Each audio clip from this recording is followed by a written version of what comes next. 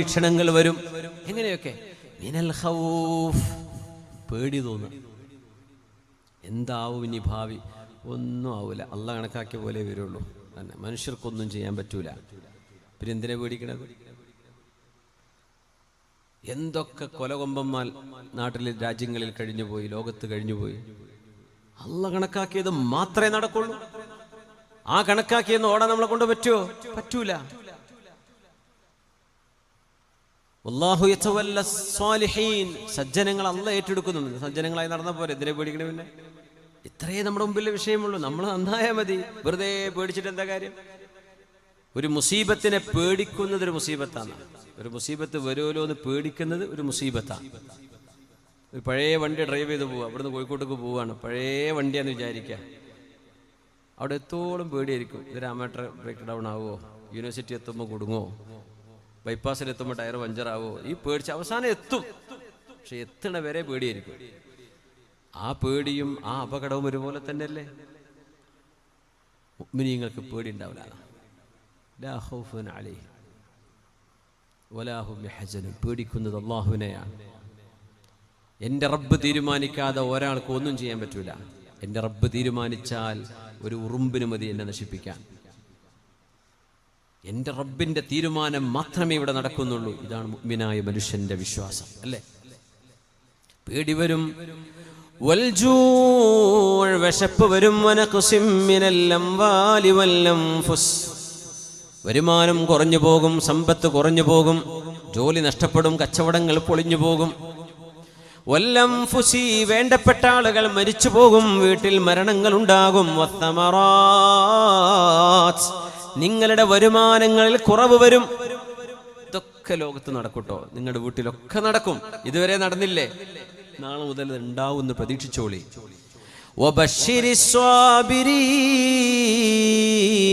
വിശപ്പ് കൊണ്ടും പേടി കൊണ്ടും സമ്പത്ത് കുറഞ്ഞുകൊണ്ടും മരണങ്ങളും ദുരിതങ്ങളും വന്നുകൊണ്ട് അള്ളാഹു പരീക്ഷിക്കുമ്പോൾ ആരാണോ ക്ഷമിക്കുന്നത് അവർക്ക് സന്തോഷ വാർത്ത കൊടുക്കണേ നബിയേ. അവരല്ലാഹു ഇഷ്ടപ്പെട്ടിരിക്കുന്നു. ആരാ ക്ഷമിക്കുന്നവരെ? الذين إذا أصابتهم مصيبة, ഒരു ചെറിയ പരീക്ഷണമെങ്കിലും അവർക്ക് വന്നാൽ, അത് ജലദോഷമാവട്ടെ, പനിയാവട്ടെ, ചെറിയ കടമാവട്ടെ, വലുതാവട്ടെ, ഒരു ബുദ്ധിമുട്ട് വന്നാൽ ഖാലൂ, അവർ പറഞ്ഞുകൊണ്ടിരിക്കുന്ന വാക്കെന്താണെന്നറിയോ? ഇന്നാ ലില്ലാഹ്, ഞങ്ങളൊക്കെ അല്ലാഹുവിൻ്റേതല്ലേ, ഞങ്ങൾ അല്ലാഹുവിൻ്റേതല്ലേ. വഇന്നാ ഇലൈഹി റാജിഊൻ, ഞങ്ങൾ അല്ലാഹുവിലേക്ക് തിരിച്ചു പോകേണ്ടവരല്ലയോ എന്ന് ചിന്തിക്കുന്നവരും പറയുന്നവരും നബിയെ അവരോട് സന്തോഷം അറിയിച്ചു കൊടുക്കണേ. അവർ രക്ഷപ്പെട്ടവരാണ്.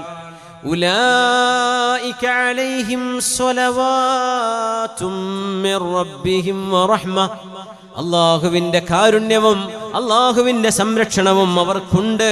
വഉലൈക ഹുമുൽ മുഹ്തദൂൻ, അവരാണ് സന്മാർഗത്തിൽ നിലകൊള്ളുന്നവർ.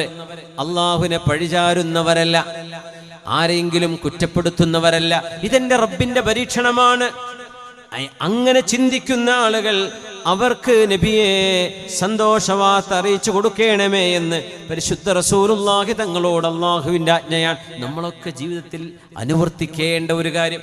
എപ്പോഴും റാഹത്താവൂല. നമ്മൾ വിചാരിച്ച പോലെയൊന്നും കാര്യങ്ങൾ നടക്കൂല. നമ്മൾ വിചാരിച്ച പോലെ കാര്യങ്ങൾ നടക്കണമെന്ന് ഷഠിക്കുകയാണെങ്കിൽ ഈ ലോകത്തിൻ്റെ പേര് പിന്നെ സ്വർഗം എന്നായിരിക്കും. പക്ഷെ ഇതിൻ്റെ അള്ളത്തെ പേര് ദുന്യാവ് എന്നാണ്, അല്ലേ? നമ്മൾ വിചാരിച്ച പോലെ നടക്കൂല. അങ്ങനെ വിചാരിച്ചാൽ മതി. ഏതു നേരം ഒരു ഫോൺ കോൾ വരുമ്പോൾ നമുക്ക് വേണ്ടപ്പെട്ടവർ മരിച്ചു എന്നാകാരായി കേൾക്കുക. ഇന്നാ ലില്ലാഹി വ ഇന്നാ ഇലൈഹി റാജിഊൻ. അള്ളാഹു ഇഷ്ടപ്പെടുകയാണെങ്കിൽ ഹബീബായ നബി തങ്ങൾ പറഞ്ഞു തരുന്ന അടയാളങ്ങളിൽ മൂന്നാമത്തേത്, ഇന്നല്ലാഹ ഇദാ ഹബ്ബ അഹ്ല ബൈത്തിൻ അദ്ഖല അലൈഹിമുർ റിഫ്ഖ്. അള്ളാഹു ഇഷ്ടപ്പെടുന്നതിൻ്റെ അടയാളം, ഒരു വീട്ടിലുള്ള വീട്ടുകാർ പരസ്പരം സ്നേഹത്തോടെ പെരുമാറുന്ന ആളുകളാണെങ്കിൽ, വാത്സല്യവും സ്നേഹവുമുള്ള വീടുകളാണെങ്കിൽ ആ വീട് അള്ളാഹു ഇഷ്ടപ്പെട്ട വീടാണ്. എപ്പോഴും ദേഷ്യപ്പെടുന്ന വീട്ടുകാരുണ്ടാവും. അവിടെ ജ്യേഷ്ഠനും അനുജനും അടിയാണ്, വാപ്പയും മക്കളും അടിയാണ്. അടി എന്ന് പറഞ്ഞാൽ എപ്പോഴും ഒച്ചപ്പാടും ബഹളം. വീട്ടിൽ വന്നാൽ എറിയ പൊളിക്കുക, ഇതന്നെ പരിപാടി. ജ്യേഷ്ഠൻ അനുജനെ കണ്ടൂടാ, അനുജനെ ഏട്ടനെ കണ്ടൂടാ, പെങ്ങൾക്ക് ആങ്ങളെ കണ്ടൂടാ, ഇതന്നെ.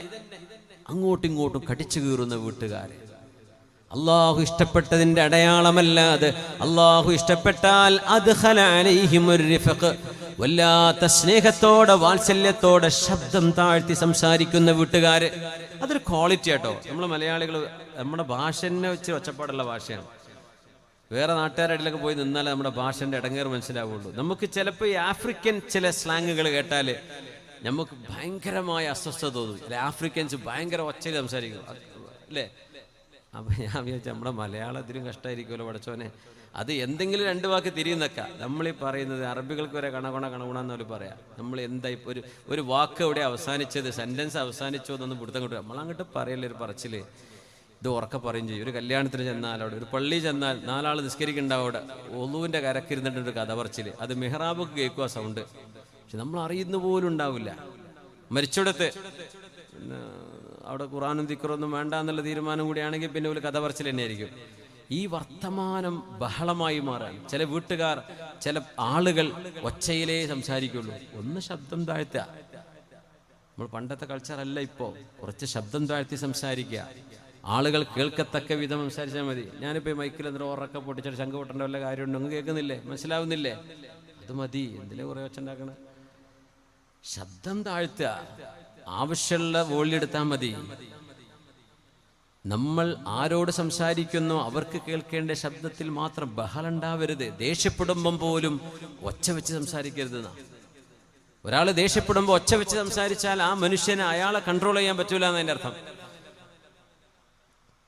ചിലരൊക്കെ ദേഷ്യപ്പെടാൻ തിന്നാൻ വരുന്ന പോലെ വരിക. നമ്മുടെ സമരങ്ങൾ അങ്ങനെയാണ്, നമ്മുടെ ചിന്താബാധകൾ അങ്ങനെയാണ്, നമ്മുടെ പ്രതിഷേധങ്ങൾ അങ്ങനെയാണ്. ബഹളം വെച്ച് ഒച്ച വെച്ചിട്ട് തന്നെയാണ് പരിപാടി. ഒന്നും പറഞ്ഞിട്ട് കാര്യമില്ല, എന്തായാലും ഉറക്കെ തന്നെ പറയുള്ളൂ ചിന്താബാധ. വല്ല പറയാൻ നടക്കൂല. പക്ഷെ നമ്മുടെ വീട്ടിൻ്റെ ഉള്ളിൽ ഇതൊക്കെ ഒന്ന് കുറച്ചുകൂടെ, സൗണ്ട് വെക്കലും ബഹളം വെക്കലും ദേഷ്യപ്പെടലും ഒന്ന് കുറച്ചുകൂടെ. ഇന്നല്ലാഹ ഇദാ അഹബ്ബ അഹ്ല ബൈത്തിൻ, ഒരു വീട്ടുകാരെ അല്ലാഹു ഇഷ്ടപ്പെടുകയാണെങ്കിൽ അദ്ഖല അലൈഹിമുർ റിഫഖ്, അല്ലാഹു വാത്സല്യം ആ വീട്ടിൽ പ്രവേശിപ്പിക്കും. ആ വീട്ടുകാർക്ക് വാത്സല്യമുണ്ടാവും. ഉമ്മ മക്കളോട് സ്നേഹത്തോടെ പറയുന്ന ഉമ്മ, മക്കളോട് സ്നേഹത്തോടെ വാത്സല്യത്തോടെ സംസാരിക്കുന്ന ഉപ്പ, മാതാപിതാക്കളോട് ശബ്ദം താഴ്ത്തി സംസാരിക്കുന്ന മക്കള്, എത്ര വലുത്. അവരാണ് വീട്ടിലെ ചെലവ് പുലർത്തുന്നത്. അത് വിചാരിച്ച് ബാക്കിയുള്ളവരൊക്കെ അടിമയെ കൊടുക്കാൻ പറ്റും? വാപ്പ വാപ്പന്നല്ലേ, ഉമ്മ ഉമ്മയല്ലേ, അവരെ ബഹുമാനിക്കണ്ടേ, ആദരിക്കണ്ടേ.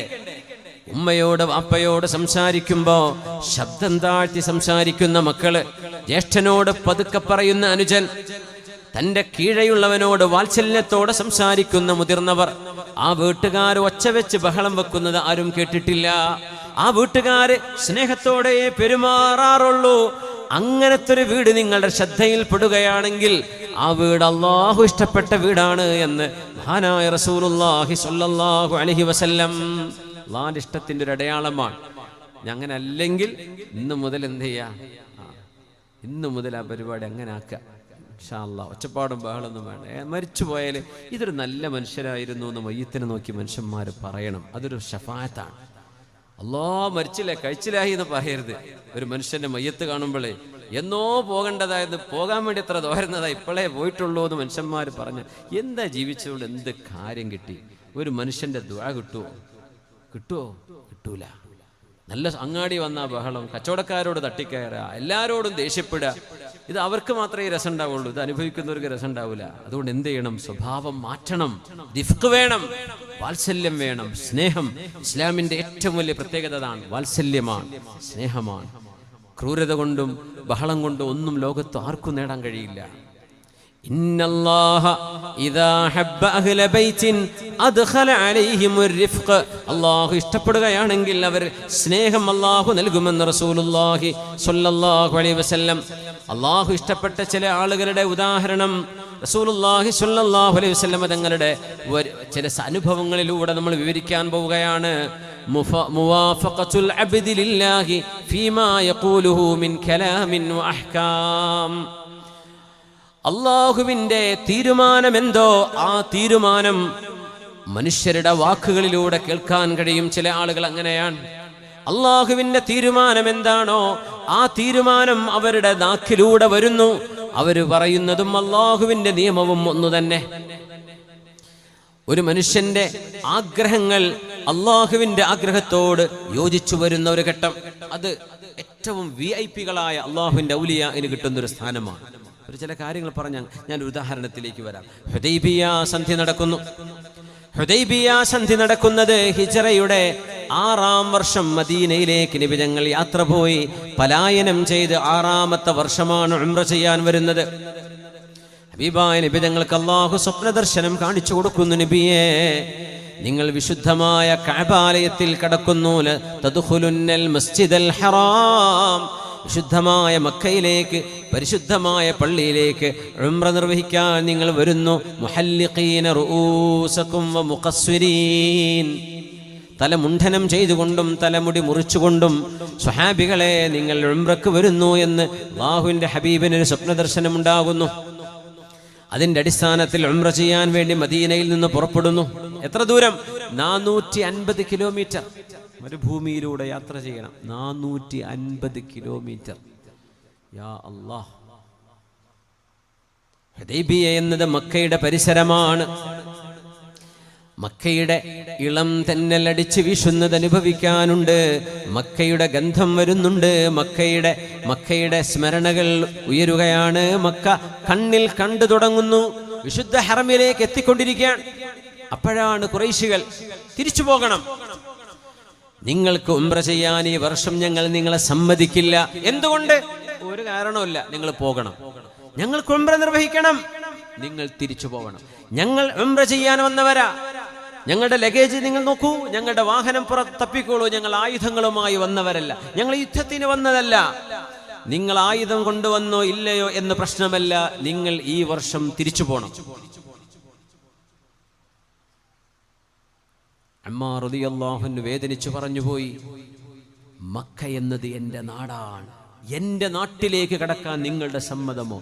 Mecca is our home, Mecca എൻ്റെ ജന്മനാടാണ്. സ്റ്റിൽ ഒന്നും ഇവിടെ പറയാൻ പറ്റില്ല, പൊയ്ക്കോ. ആലോചിച്ച് നോക്കി, എയർപോർട്ട് പോയിട്ട് തിരിച്ചു വിട്ടാൽ എന്തായിരിക്കും അവസ്ഥ? നമ്മൾ കാറിലോ ഓട്ടോറിക്ഷയിലോ കയറി പോയിട്ടുണ്ടാവുക, ബസ്സിൽ പോയിട്ടുണ്ടാവും. ഇവിടെ അടുത്തല്ലേ, യാത്ര പോകാൻ പറ്റാതെ തിരിച്ചു പോന്നാൽ എത്ര വേദന ഉണ്ടാവും. ഇത് 400 കിലോമീറ്റർ 450 കിലോമീറ്റർ യാത്ര ചെയ്തു. ഹബീബായ നബി ഞങ്ങൾക്ക് ഒരു വിരലനക്കിയാൽ 2500 വരുന്ന സ്വഹാബികൾ, അതിൽ ഉമർ റളിയല്ലാഹു അൻഹുവിനെ പോലെയുള്ള വീരശൂരരായ ആളുകൾ ഹബീബിന്റെ കൂടെയുണ്ട്. ഒരു യുദ്ധം എന്ന് പറയുകയേ വേണ്ടൂ. അവിടെ വന്ന മുഴുവൻ ഖുറൈശികളെയും നിലംപരിശാക്കാൻ പറ്റുന്ന സ്വഹാബിമാർ ഹബീബിന്റെ കൂടെയുണ്ട്. എന്നാൽ ലോകത്തിന്റെ ഗുരു പറയുന്നത് അവിടെ സമാധാനത്തിനാണ്.